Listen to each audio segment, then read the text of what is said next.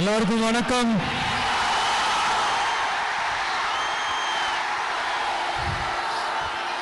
நான் பேசுறது கேக்குதா?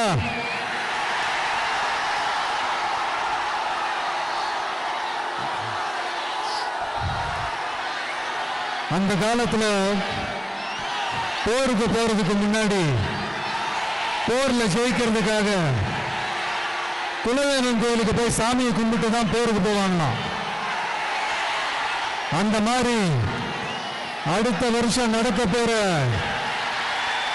ஜனநாயக போருக்கு தயாராகிறதுக்கு முன்னாடி நம்ம மக்களை உங்க எல்லாரையும்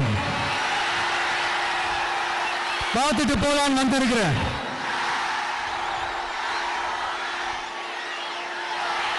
ஒரு சில மண்ணை தொட்டா ரொம்ப நல்லது, சில நல்ல காரியங்களை இந்த இடத்துல இருந்து தொடங்கினா நல்லதுன்ட்டு இந்த பெரியவங்கெல்லாம் சொல்லி நம்ம கேள்விப்பட்டிருப்போம் இல்லையா? அந்த மாதிரி திருச்சியில தொடங்கின எல்லாமே திருப்பு முனையா அமைன்னு சொல்லுவாங்க. அதுக்கு நிறைய எக்ஸாம்பிள்ஸ் இருக்கு. லைக் அறிஞர் அண்ணா அவர்கள் முதல்ல தேர்தலில் நிக்கணும்னு நினைச்சதே திருச்சியில தான். நான் சொல்றது 1956ல. அதுக்கப்புறம் புரட்சி தலைவர் எம்ஜிஆர் அவர்கள் அவருடைய முதல் மாநில மாநாட்டை நடத்தினதும் திருச்சியில தான். நான் சொல்றது 1974ல.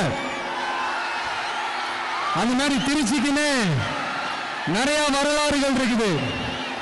நம்ம கொள்கை தலைவர் பெரியார் அவர்கள் வாழ்ந்த இடம், மலைக்கோட்டை இருக்கிற இடம்,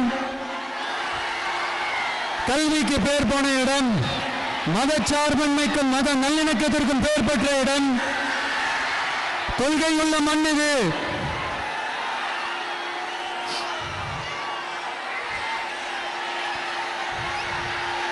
அது மட்டும் இல்ல,